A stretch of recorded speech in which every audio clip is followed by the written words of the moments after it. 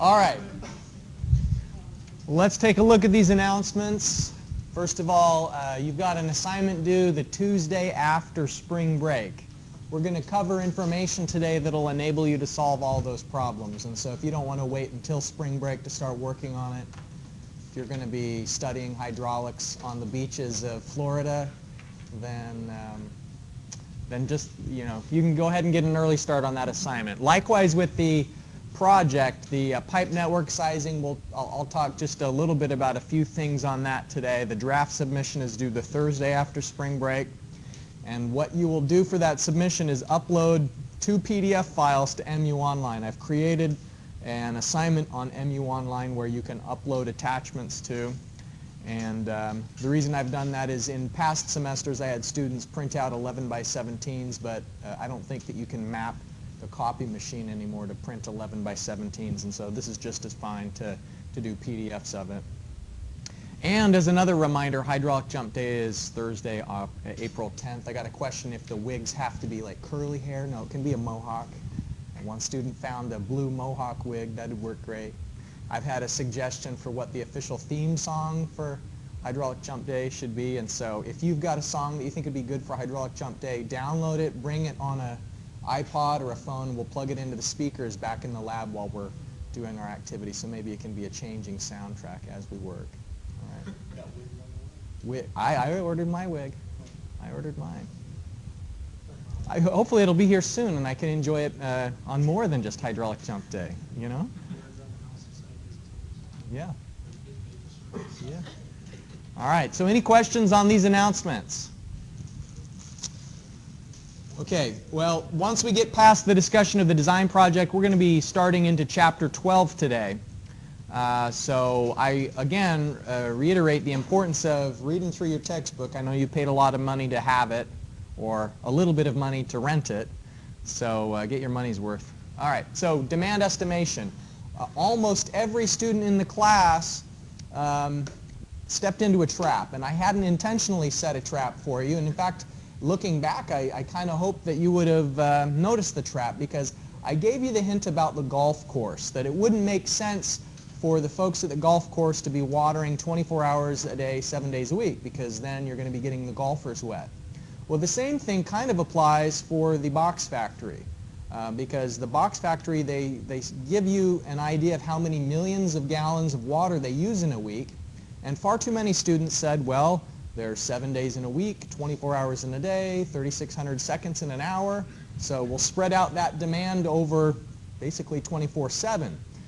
But imagine the people at the factory when they say, well, we're only open 40 hours a week, and they say that we have to use this allotment of water spread out over the entire 7 days a week. Like, what's up with engineers? They think we're going to be here 24/7. So the conservative assumption is to assume that they're going to use that water over a shorter amount of time. And what that'll do is it'll force you to make the pipe a little bit bigger. And if you had made the pipes too small, then in essence you're limiting their water use to that assumption that the flow rate is drawn out 24 hours a day, 7 days a week.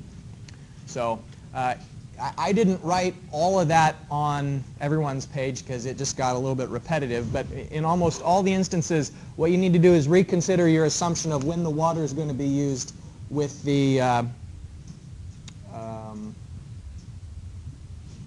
with that factory. Let's see, which one was it when I told you million gallons per week? Is the food plant. Food plant, yeah, not the box factory. The box factory was when I said how many square feet per liter per second. Thank you for that correction. Yes, it's the food plant where it tells us how many million gallons per week they're using. That's a bad assumption because you're forcing them to have 2 shifts if you assume that. Because if you have to think what's conservative and what's not conservative. If you assume that they're having 2 shifts, then you're spreading out their water use over a longer period of time.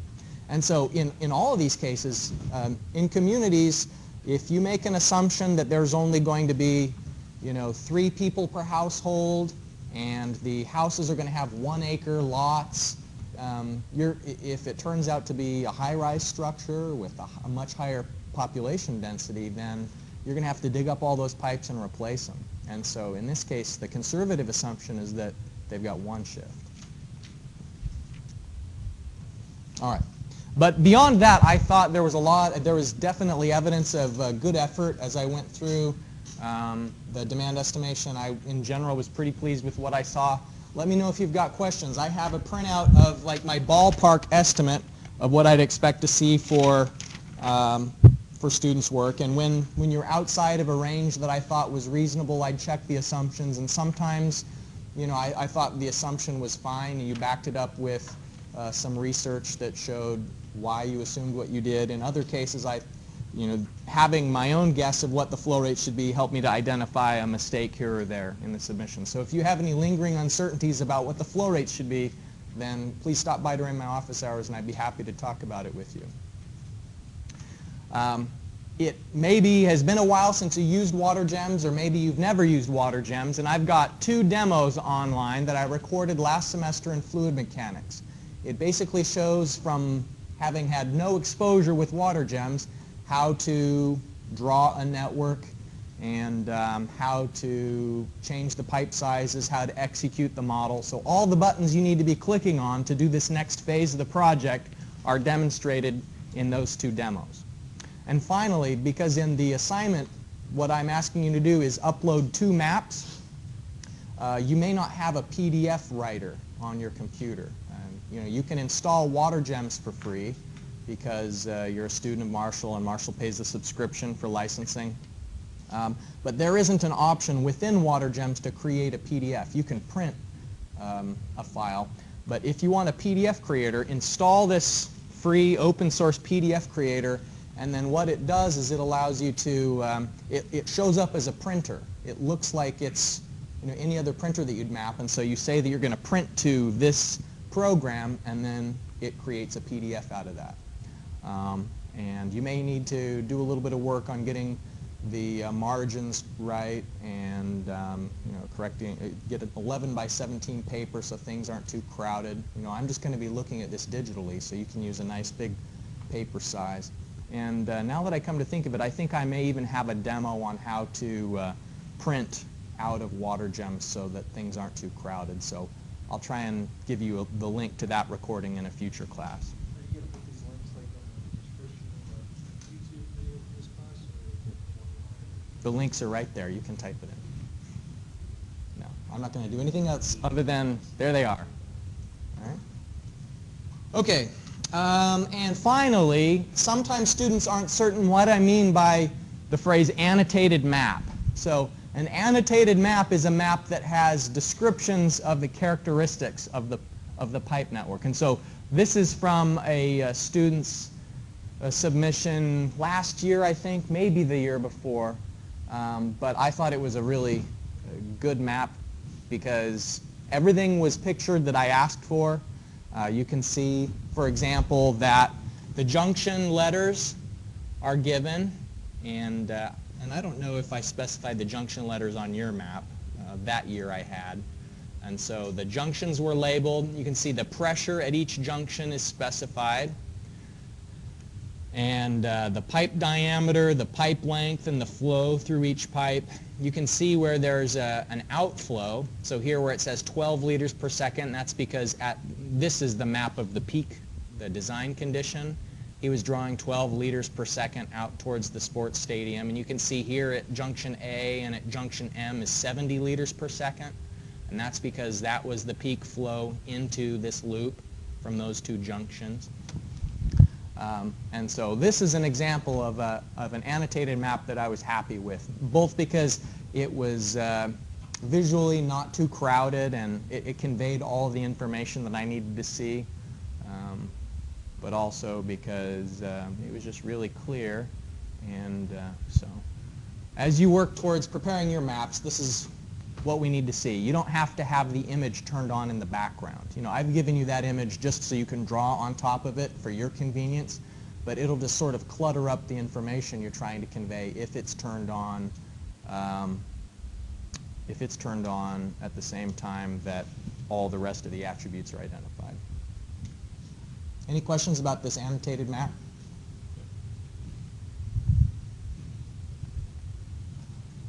Okay. So today we're going to be talking about specific energy. That's where we're starting with Chapter 12 material. And specific energy is defined as the energy per unit weight of the fluid relative to the channel bottom. Now remember that total energy before included three terms. When we were talking about total energy, the total energy included delta Z above some horizontal datum plus the depth of the water plus the velocity head term. But now here in specific energy, it's relative to the channel bottom. And so that means we're measuring how much energy is there from the channel bottom. And so let me just emphasize the difference visually. If we had a horizontal datum like this, then the total energy at location 1, the total energy would be delta Z at location 1, and it would be the depth at location 1, and then if there's some EGL where the difference between the water surface and the EGL is V squared divided by 2G, then that's the velocity head term. And so the total energy was the sum of those three. Now in specific energy, we're saying we just want to measure how much energy is in the water above the channel bed. And we're going to be doing that for a couple of reasons, but the main one is that tells us a lot about the flow depth as we go through a couple of calculations based on specific energy.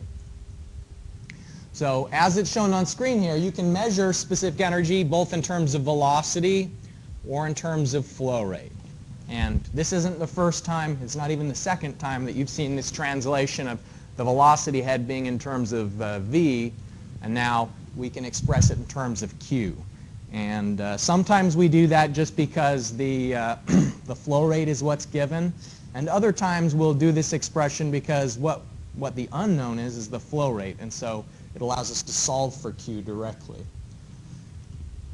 So what we're going to be doing with Excel today, I said it would be an optional demo that we can work through together, is consider how many different ways, and by ways what I mean is different combinations of velocity and depth can you make 10 cubic meters go through a rectangular channel. And so this is similar to the homework problem that you had, that half trapezoidal, half rectangular channel where you had, you knew the flow rate that was going to go through there, and you were trying to find some combination of depth that was going to, of depth and width that was going to give you the, that flow rate. So the same thing here. We've got a rectangular channel, and so let's set up a spreadsheet that allows us to play around with the depth, where we know the flow rate Q is always going to be 10. There's going to be a variety of velocities that can give us that flow rate, because really, if you think about it, what's the range of extremes? The range of extremes is you're going to have a shallow depth, so Y will be small, and then that will mean that the velocity has to be big in order to get 10 cubic meters per second. Or you can have a deep depth, Y will be big, and then the velocity would be slow moving. And so what I've suggested in this table, the beginnings of this table, is that let's just take a look at velocities going from 10 down to 1, and then I've got this strange velocity right here, 2.905. It must be some kind of special velocity if I've singled it out like that. But we know that the channel, let me just draw the channel since we won't want to go back and forth between slides. The bottom width is 4 meters. And we want the Q that goes through this channel to be 10 cubic meters per second. Okay?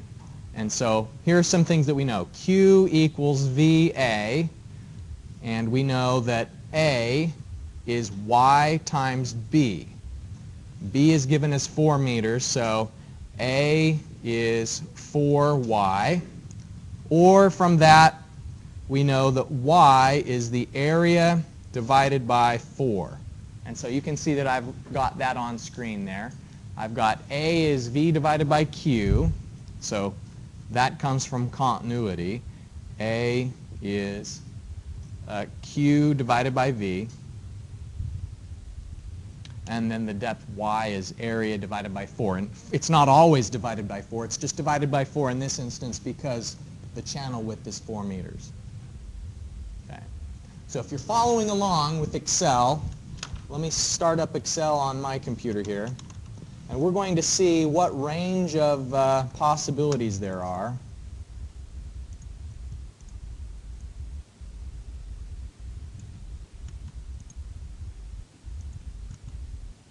That didn't copy.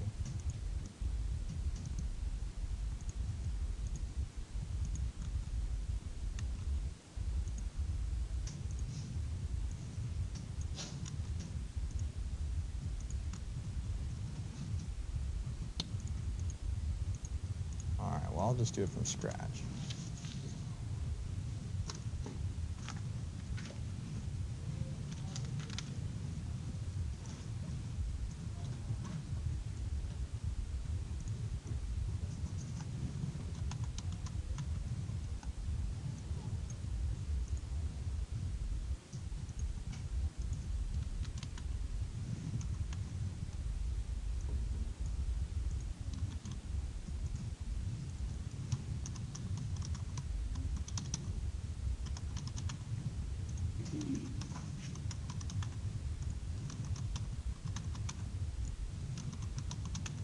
And the reason why it's important to be able to graph this is that, or set it up in Excel, is we'll be generating a graph called the specific energy diagram in a future homework assignment.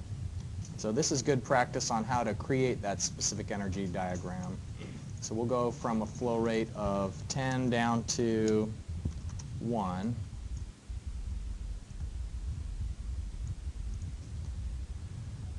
Okay, so the area is going to be the Q divided by the V.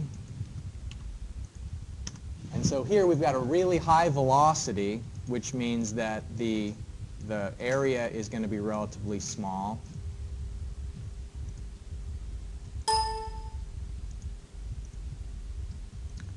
And then for the depth, it's going to be area divided by 4.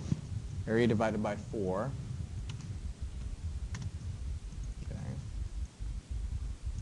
And then we're going to use the formula for specific energy that we just saw, where we have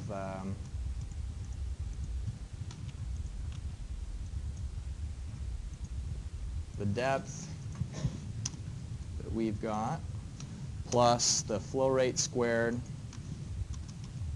divided by 2 times G times area squared.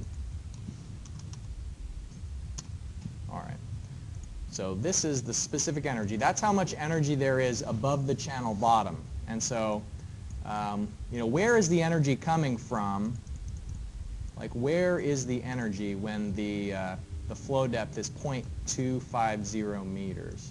The energy can come from 2 places. It can come from either the depth or the velocity head. And so on this first row, where is the majority of the energy? Is it in the depth or is it in the velocity head? Most of it's in the velocity head. Like 5 meters of energy is in the velocity head and only 0.25 meters of energy is in the flow depth. And so this is very fast moving water. But then we can drag this down and look at the other end of the spectrum. When the depth of the water is 2.5 meters, the total energy is 2.551 meters. And so what that means is that the vast preponderance of the energy is existing as the flow depth, and then the velocity head is going to be very small. In fact, maybe just to visualize that, just so we can understand, maybe here I'll put the velocity head. The velocity head term, which is going to be in terms of meters. And so that's simply going to be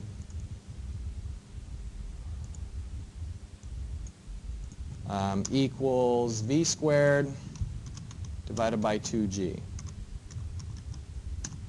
All right. So we can see, these two terms added together, the depth plus velocity head will give us the specific energy. And so you can have it where there's a lot of depth and very little velocity head. You can have a lot of velocity head and just a little bit of depth, or some balance in between. All right. So any questions so far on how this table was prepared?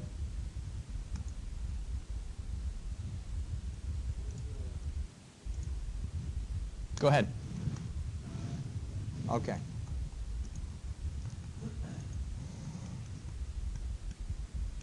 Okay, so I asked the question on here, what depth has the lowest specific energy?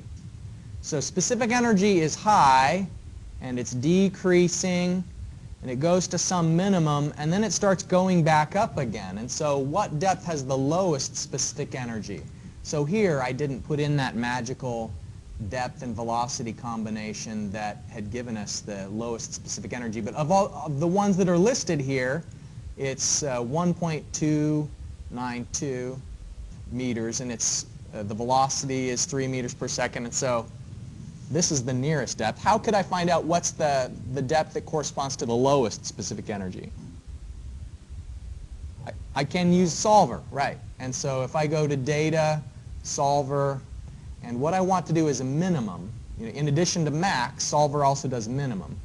And that's useful. Goal seek wouldn't work because you have to know the objective with goal seek. With solver, you can say I want to maximize something or minimize something. And so my objective is I want the energy to be minimized, and I'm going to say that it can change the velocity. And when it changes the velocity, it's going to change everything else. Everything else was based on the velocity changing. Really, what I'm after is what's the depth that goes along with that minimum energy. But depth will vary with velocity as velocity changes. So let me go ahead and execute that. And so what it's found, I'm going to have it keep the solution. It's found some velocity and therefore some depth that corresponds to the lowest specific energy. And so this is a magical, mystical thing, this lowest specific energy. And we're actually going to see it in the lab, what the case of lowest specific energy is. It's really important. It has to do with how water behaves in the face of obstacles. It has to do with classifying the flow regime, which you've already taken an early stab at. So, yeah. What were we doing with solver again? What were the parameters? The parameter was that we wanted to minimize the energy. And so minimize, I just picked one of these rows that I was going to have it work on. So minimize the column of E, and then it had permission to change the velocity term because area and depth were both dependent on velocity. The independent variable, as I have it set up here, is velocity. Yep. All right. So let's look at if we were to graph from the table that we've prepared, what would it look like if we graphed on the x-axis is the flow depth, and on the y-axis is the flow velocity. And so this is an illustration of the thing that I was saying earlier, that you can have a whole variety of combinations of flow conditions. And remember, all of these combinations will yield a flow rate of 10 cubic meters per second. You know, we've got lots of different depths. It's not like we're getting different flow rates because of those different depths. These are all flow rates. These are all depths that gives you the same 10 cubic meters per second flow rate. And so here we say we've got a big depth and a low flow velocity.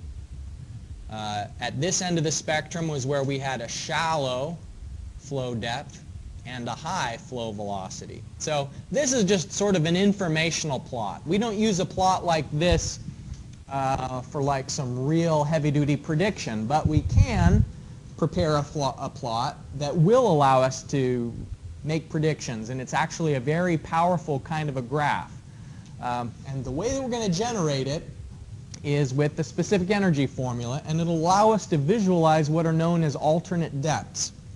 And so it's a graph of the specific energy on the horizontal axis and the flow depth on the vertical axis. And so rather than just showing you this graph, let me go through and show you again, just to emphasize what I'm graphing. So I've got my data of here's the specific energy. I'm going to put the specific energy on the x-axis, the horizontal axis, and then on the vertical axis I'm going to have flow depth.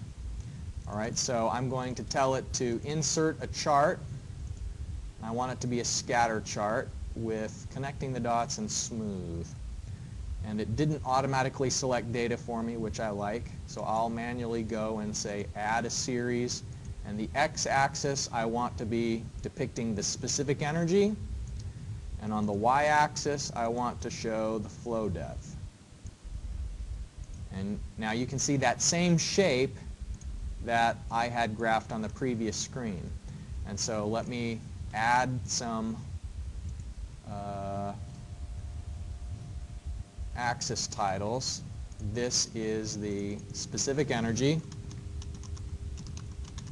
with units of meters, and this is my flow depth y, units of meters. And I guess if I'm going to be putting the variables like that, then I should say that specific energy is E. All right. And this is a specific energy diagram. So these are really easy to make. These aren't hard to make. I mean, we had some function that defined the relationship between velocity, cross-sectional area, and flow rate. And in this case, it was just the channel geometry. The channel geometry, it's 4 meters wide, and there's some variety of depths that we're going to be playing around with the different depths. What's the velocity at that depth? So we use those relationships to find out the specific energy as a function of different flow depths. And so now let's look at this chart that we just made. What is it telling us? It says that you can have the same amount of energy with 2 different depths. That doesn't seem too crazy, right? If 2 meters of energy, we could have gotten 2 meters of energy either by having a shallow depth or a deep depth. So how is that possible that you can have 2 different depths that both have the same amount of specific energy? What's that? Velocity. They're going to have different velocities, right. In one case, like what's down here on the lower end? Where is the majority of the energy coming from here at this crossing? Where the line crosses 2 meters, the majority of the energy is where? You remember, there's 2 places the energy can be. This is the high velocity, right. So this crossing, most of the energy is going to be in terms of the velocity. Whereas here at this crossing, most of the energy is going to be in the depth, because we know that we've got almost 2 meters of depth. So a very small fraction of the 2 meters of specific energy is going to be in the velocity head.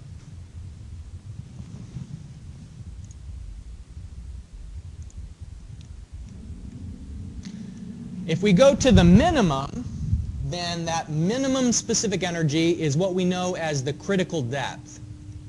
And there's a whole variety of factors that contribute to what the depth is going to be for any certain flow conditions. But if you have a fixed roughness factor for the channel material that is lining the channel, and if you have some fixed stream geometry, like for this example where it was 4 meters wide at the bottom and rectangular, then what would affect whether it's moving fast or whether it's moving slow is how steep the channel is.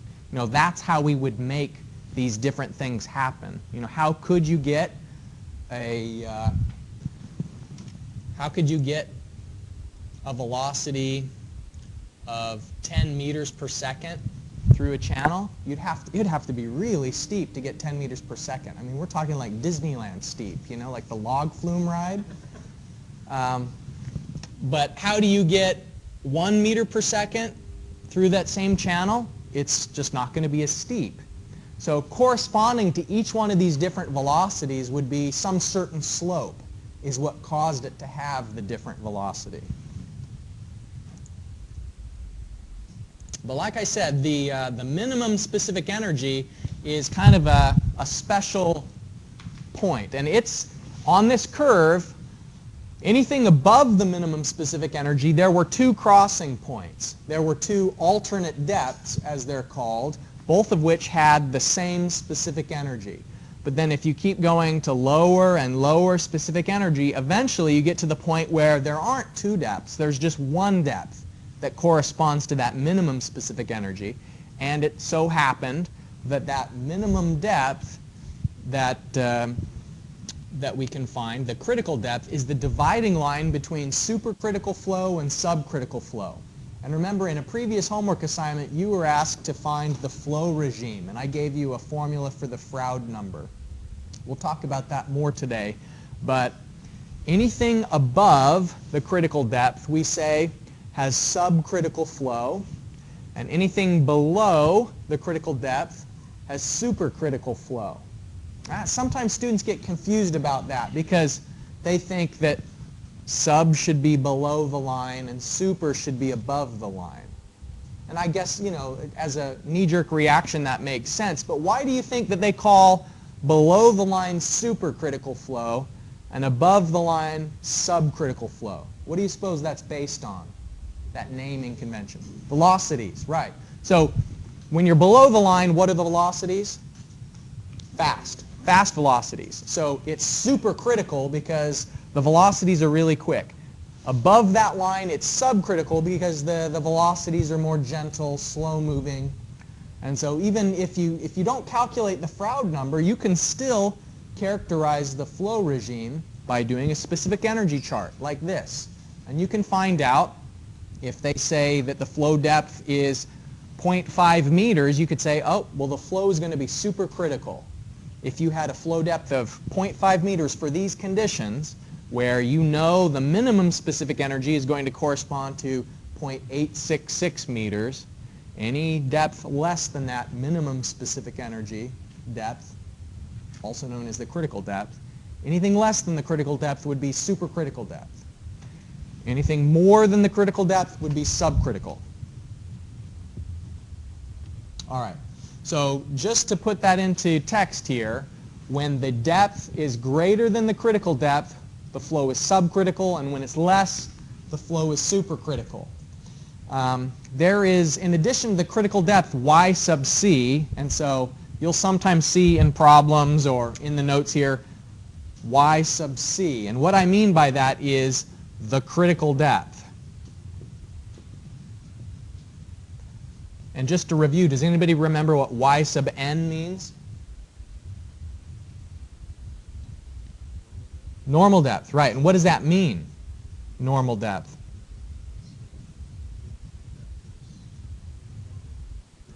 When the flow is steady and uniform, then it'll be the normal depth. And the normal depth is what Manning's equation predicts. You know, if you use Manning's equation, if you substitute in the flow rate and the channel geometry and the slope and the n value, the normal depth comes from Manning's equation. And you can have the normal depth equal the critical depth. That is possible, but it's not necessarily true or false. They just are two separate definitions, all right? Critical depth is the depth that has the lowest specific energy for any set of conditions that we've described, and normal depth is when the flow is steady and uniform. And normal depth is what depth is predicted by Manning's equation. Okay, so T sub c, what's on screen here, that's the top width when you have critical conditions. And so for this rectangular channel, what's the T sub c, the top width? It's 4. The top width here isn't changing as a function of flow depth. But in a rectangular channel, the top width is changing. I know you love rectangular channels. Now, a trapezoidal, thank you. Yes, I know my shapes. T sub c is the same as B sub c. So capital B is the top width in the notation used by our text. Lowercase b is the bottom width of the channel. And so when you've got the critical depth, then the top width will be T sub c, or in the nomenclature used by our text, B, capital B is the top width. So for for the rectangular channel, it was 4 meters, but in a trapezoidal channel, then it's going to depend on the side slopes of the trapezoid. So here's the formula for Froude number. This is how we can calculate, one way we can calculate if the conditions are supercritical or subcritical is we can put in the flow rate and the top width that we have, the gravitational constant and the cross-sectional area, and then take the square root of all of that, because this expression is the Froude number squared. So if we take the square root of q squared times t divided by g times a cubed, then that'll tell us the Froude number. And a Froude number of greater than 1 is when we have supercritical conditions, and less than 1 is when we have subcritical conditions. Subcritical conditions is when Froude is less than 1, and supercritical is when Froude is greater than 1.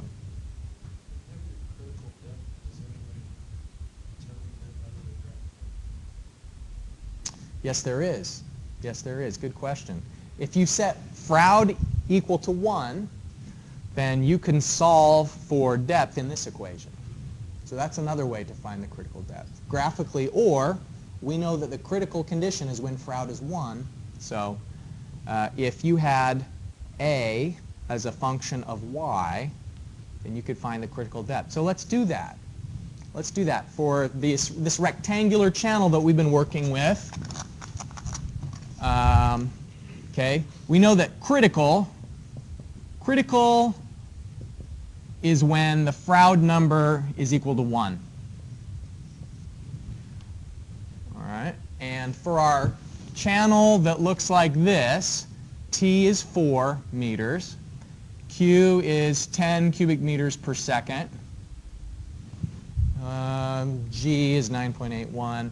Cross-sectional area is going to be 4 times y. Okay, so let's see if we can find what is the critical depth. 1 squared is equal to 10 cubic meters per second squared times the top width, which is a constant 4 meters. G is 9.81 meters per second squared, and then the cross-sectional area is 4y, and that is cubed. So what is the depth that this will be y sub c, since we set the Froude number equal to 1.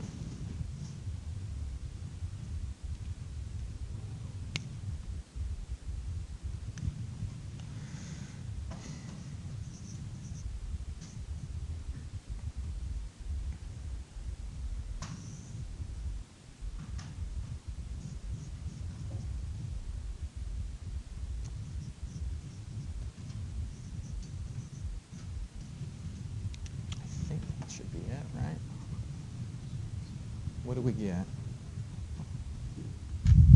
Is it 0.86 for the depth? Is that what we get when we solve for the Froude number equal to 1?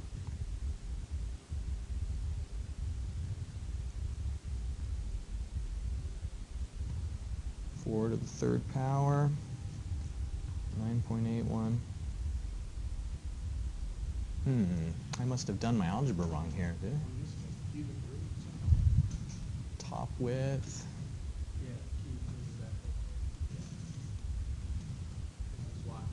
Oh, yep, you're right. Y cubed also. Thank you. The 1/3 power. Very good. Shouldn't do algebra on the fly in front of a whiteboard. To the 1/3 power. Good, all right. So it is 0.860 meters is the critical depth. So if we go back to our graphical solution of the specific energy diagram, is that the depth? Yes, that's the depth that when we told it to minimize the specific energy, it went out and found the velocity that yielded this depth. Okay, so that's how you can find the critical depth, is set the Froude number equal to 1.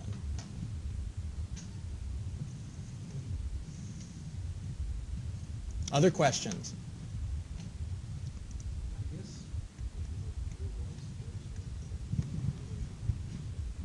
Why does it matter if it's supercritical? Well, no, I see why it would be Yeah, okay. critical or not, but why your depth, and, like, if you're designing a channel, Yeah. and doing these things, I guess it's just optimizing. So why would it matter one way or the other? Well, Well, let me give you an example. I'm And maybe answering my own question. Yeah. let's say that you've got water coming over the top of a dam, over the top of a spillway. Water has a lot of energy when it's going over the top of a spillway. It's accelerating down a very steep slope, and you have to dissipate that energy when you get to the channel. At the end of a dam is usually a river. And so you don't want the water to have tons and tons of energy as it goes down that river, because the scour and the turbulence of that energy would erode away the channel. And so one of the things that hydraulic engineers do is they'll force a hydraulic jump. And so they they design the tail end, the last part of that overflow spillway, so that they can get exactly the right Froude number that they want to induce a nice turbulent hydraulic jump, because they want all of the scour to occur in a certain length of channel that they'll reinforce with concrete and maybe big energy dissipating concrete blocks. And so, part of the study of Froude numbers, part of the real world application of all of this is looking at the scour potential for supercritical flow and trying to manage that so that you don't get unintended effects when you have like a dam and a reservoir, or even two changes in channel slope can induce a hydraulic jump and supercritical flow. If you have a steep segment of river that goes to a shallow segment of river where the slope isn't very steep, then that can force a hydraulic jump as well. We'll get into a lot more of these applications because they're pretty interesting, the different things that can cause supercritical conditions. All right, so here's an example. Let's say that we have a flow rate is 10 cubic meters per second and we had a depth of 0.25. So does that correspond to supercritical flow or subcritical flow? Well, we can know just by looking at it. We already solved for the critical depth, right? So we found the critical depth is 0.86, and so because of our logical analysis here, if the depth is less than the critical depth, that means it's supercritical. And so one way we can find out the answer to that is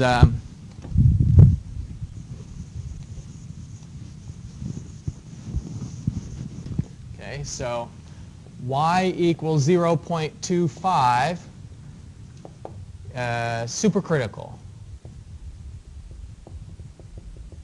And how do we know? Since y is less than y sub c. So that's one way we can know. Another way we can know is by just solving for the Froude number.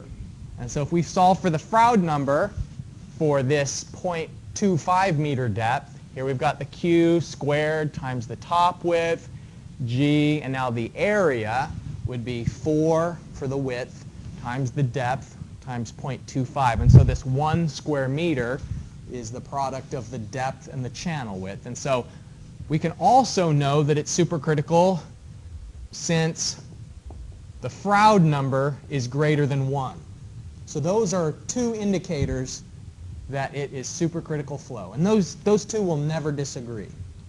You'll never get the depth method or the Froude number method in opposition to one another. So if we now look at this other depth, what if the depth is 1.25 meters? So what we're saying now, if the depth of flow is 1.25 meters, well, that's greater than the critical depth of 0.860 meters. So therefore, flow is subcritical. Meaning subcritical, remember in our minds we think subcritical is slow-moving water. And so here the depth is deeper than the critical depth, which means that the velocity is going to slow down. And the other way we can do it is that since the Froude number is less than 1.0. And the Froude number, when we had a depth of 1.25, the area was 5 square meters. That's the cross-sectional area. It's the channel width 4 times the depth of 1.25. And so it gave us a Froude number of 0.57, which is less than 1. Any questions about how we can determine whether flow is supercritical or subcritical? I always tell students that you should go home during spring break and tell your parents that you learned about supercritical flow. They'll definitely be impressed. The name supercritical flow makes it sound really important. And it is important, but it sounds important, right?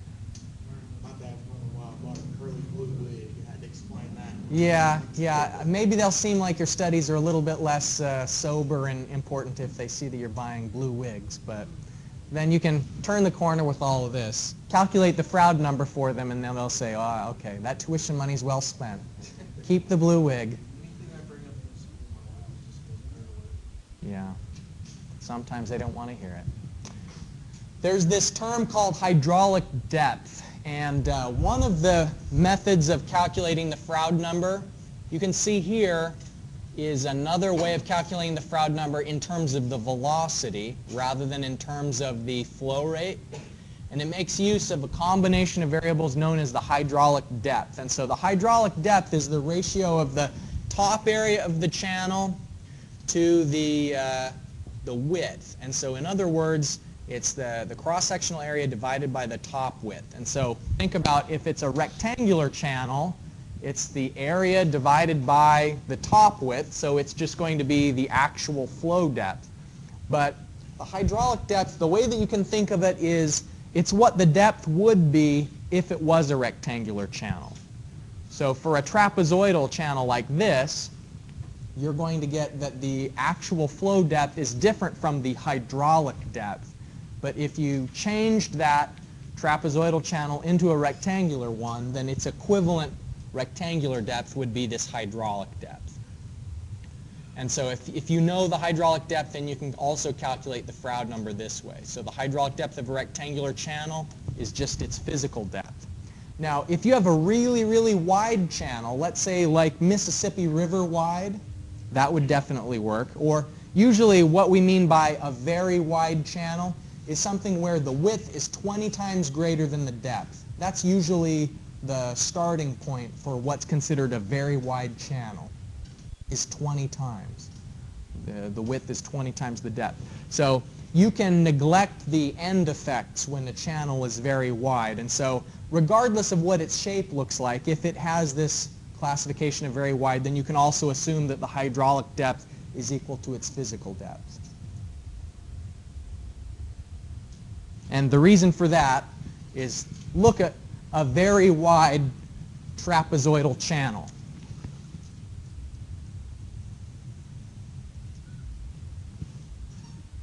So that's a trapezoidal channel, and here's a very wide rectangular channel. Not much difference. You know, this extra little end effect here, you know, the little end triangle, it doesn't matter when it's super wide. So a really wide trapezoidal channel or any other shape you can basically treat like a rectangle, is what this very wide assumption says.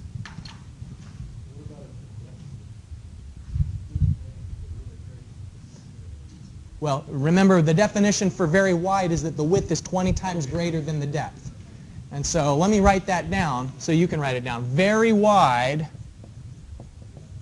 is that the, let's say the bottom width, B, is 20 times greater,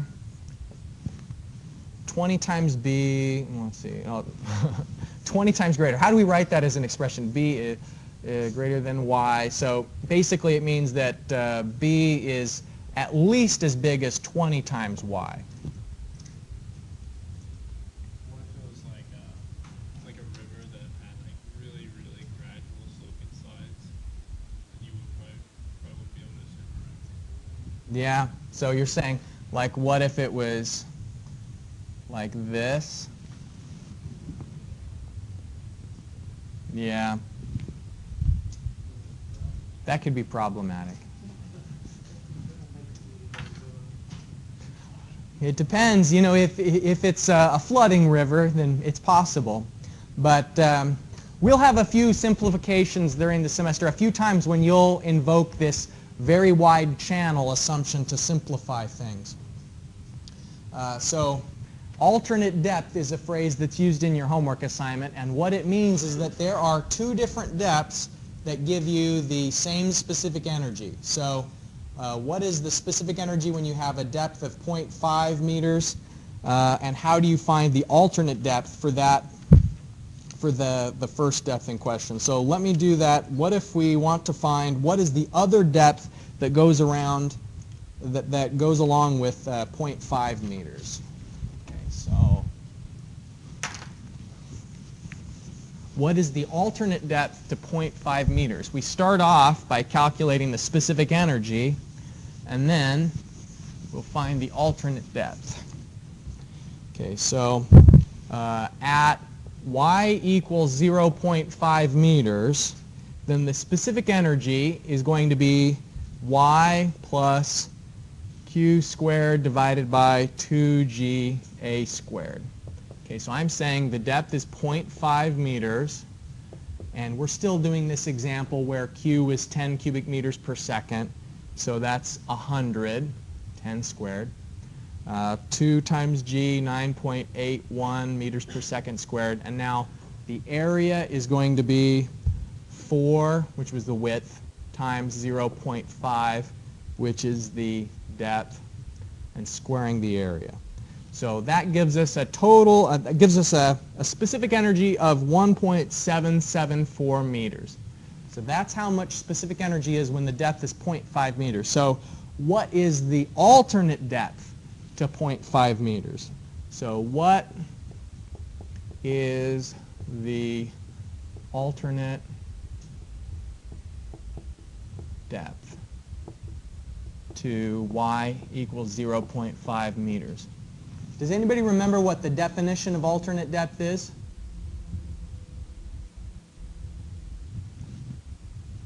Alternate depth is the other depth that has the same amount of specific energy. So look at the figure here. 0.5 meters. 0.5 meters was where the energy was 1.7. So this one right here, you see that line right there. So the alternate depth is the other place there's the same amount of specific energy. So what's the alternate depth? Well, just by looking at it, it seems like it's around 1.6, maybe 1.7. The way that we can solve that numerically is as follows. We know that we're going to set E equal to 1.774, and that is the depth plus 102 times g times a squared. And for a rectangular channel, A is 4y. That's the formula for our cross-sectional area. All right, so we need to find out what is the equation, or what are the values for y that makes this true. So I can rewrite this as 1.774 equals y plus 0.3186 divided by y squared.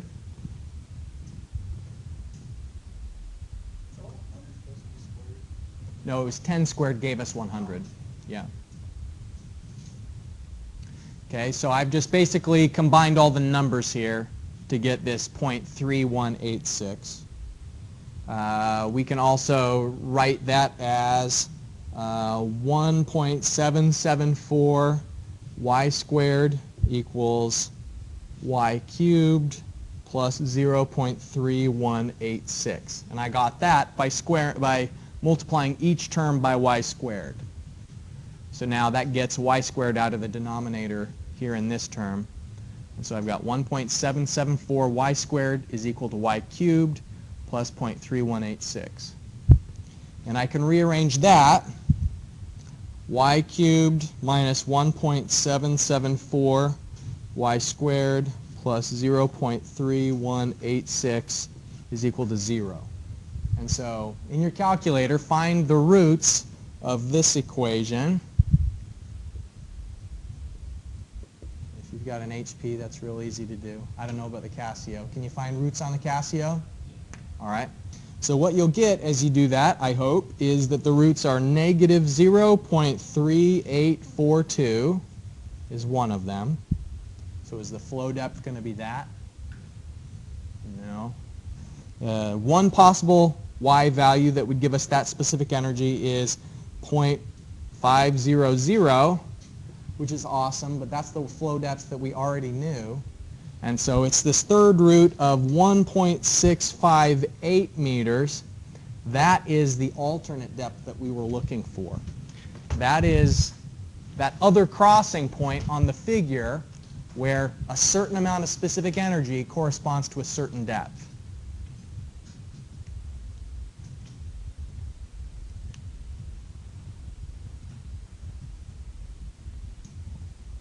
So what's the definition of alternate depth?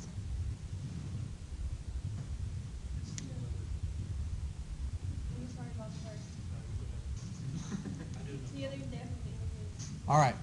Same energy, other depth. So there are two crossings at all but one point. At the very smallest, at the minimum specific energy, there's only a single crossing on that curve. But if you put a vertical line for all of the other specific energies greater than that, there's going to be two crossings. And so if you know one of the depths, you can find the alternate by going through this procedure.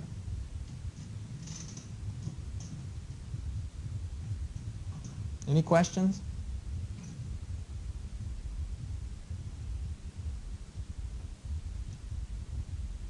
Now, here's a note that we are neglecting energy losses as we talk about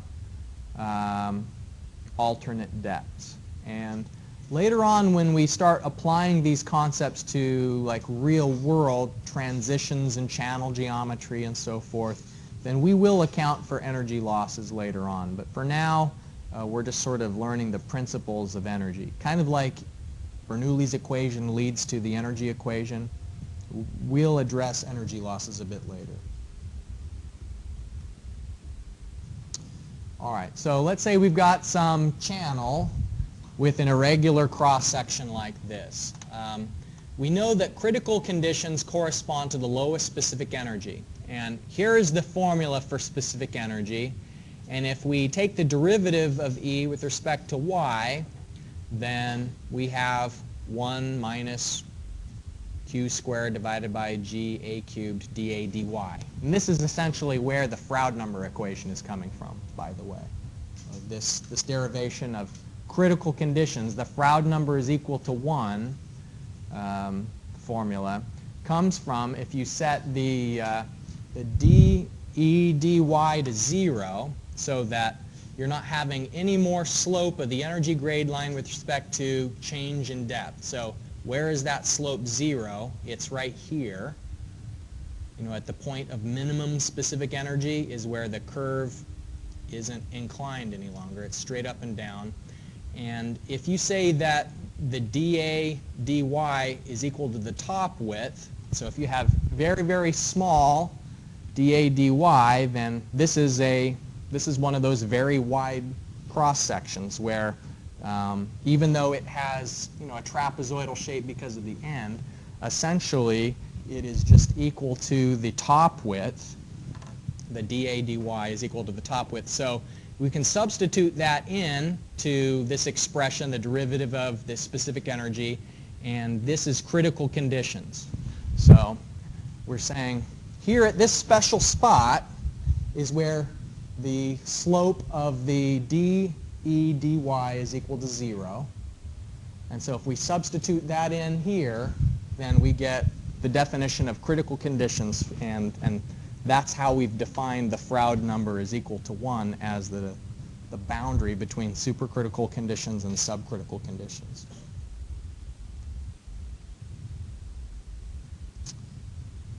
So if you were given a flow rate and a shape of a channel, like the geometry that the channel is, then you can find the critical depth just according to the same method that we've already demonstrated there. And here's the example I had that we would find for a T sub C of 4 meters. So if we have a top width of 4 meters and we have the flow rate of 10, what is the critical depth if we have the width of the channel is 4? So we've already gone through and done this example. We found the critical depth is 0.86.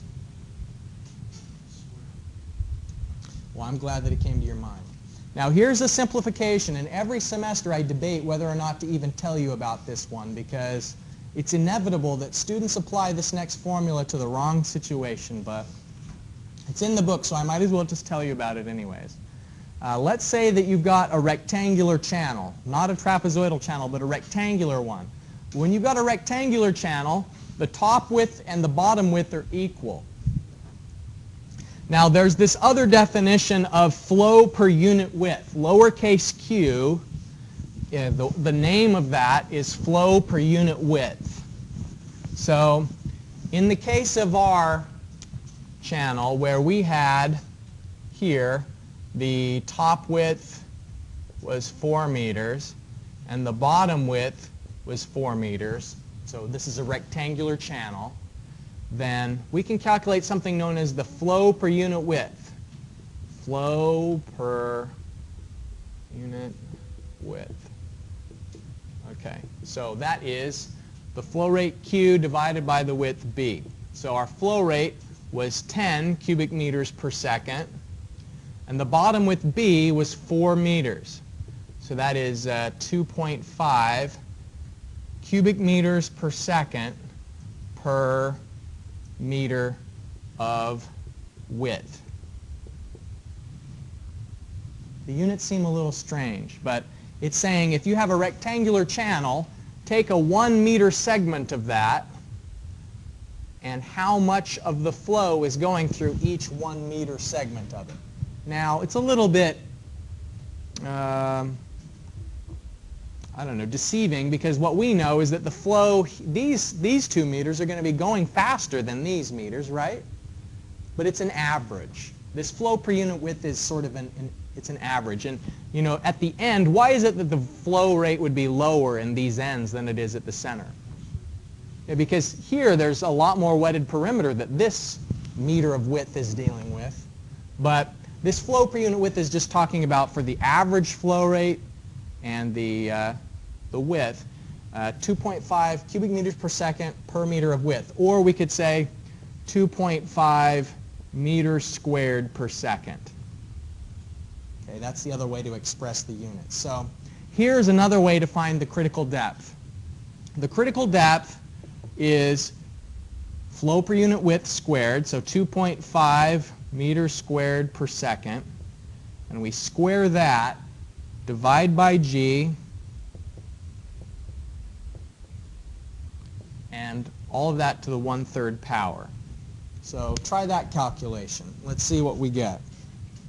It should be the same 0.866, and it will be a lot simpler than the process we went through before, right? 2.5 squared divided by 9.81, and then all of that's to the 1/3 power, 0.860. So why do I give you the warning? It's because this doesn't work in a trapezoidal channel. It doesn't work in a triangular channel or a circular channel. It only works for a rectangular channel because it's only in a rectangular channel that T and lowercase b are the same.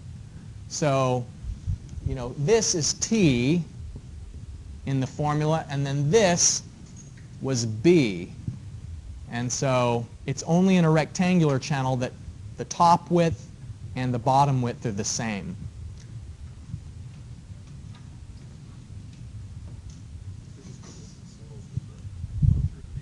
Oh, really?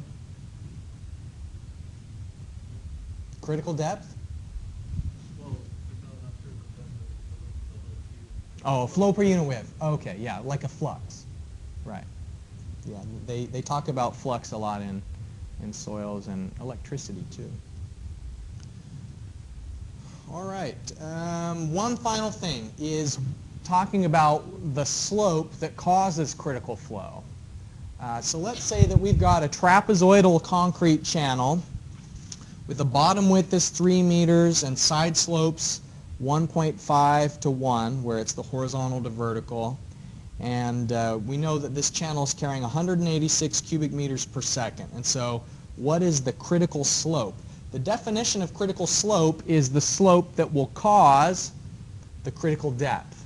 So critical slope is the slope that will cause critical depth. And so let's go through this one. We know that in a trapezoid, the area, the formula for the area is b plus ty times y. And this is out of that table that we've referred to several times already.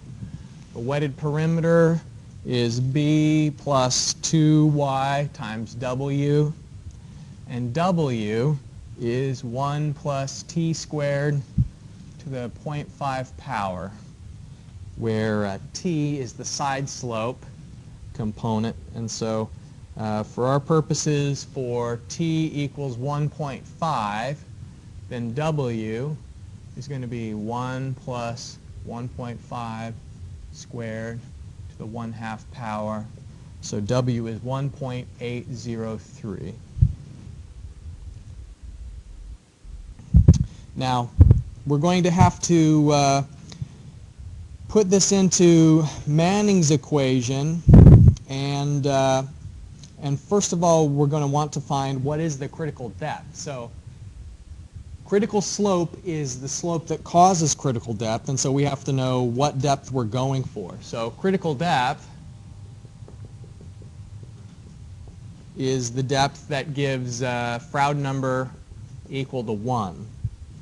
And so, again, that formula for the critical depth is q squared times t, g a cubed equals 1. So this is the Froude number equation. Set it equal to 1. We want to find out what depth gives us this.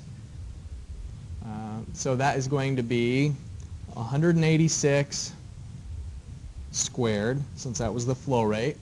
The top width is going to be, for this channel, what it looks like is the bottom width is 3 meters. The side slopes are 1.5 horizontal to 1 vertical. We don't know the top width. We're going to have to calculate that as a function of the depth. Okay, the top width is 3 plus 2 times 1.5 times y. Now, that's because for every unit of depth that we've got, there's going to be 1.5 units of additional length across the top on each side. So 3 is the bottom width plus 2, 1 for each side, times 1.5 times y. So the top width is a function of y. And now we've got g 9.81. And the area formula, which is 3 plus 1.5y times y.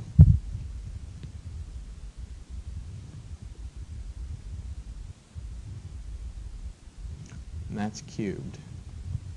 So we need to solve for what is the y value that makes all of that equal to 1. And you can write that equation into your calculator, and you'll get that y equals 4.121 meters. So this is the critical depth.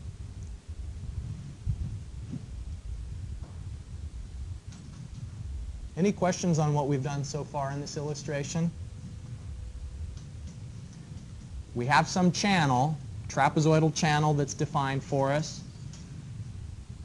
We haven't yet made use of the n value, but we will here in a minute. All we've done so far is found out for this channel and for the flow rate that's specified, what's the critical depth. So now the Manning's equation part of it is we can rewrite Manning's equation in terms of the slope. And remember, the Manning's equation is q equals a divided by n, the wetted perimeter, which is the area divided by the wetted perimeter, is the hydraulic radius to the 2/3 power, slope to the 1/2 power. So we can rearrange that to solve for slope.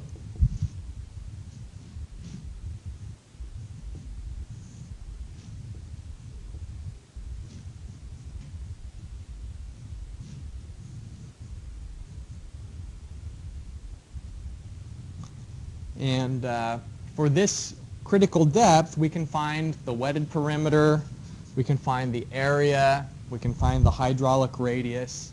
So the area, for example, is going to be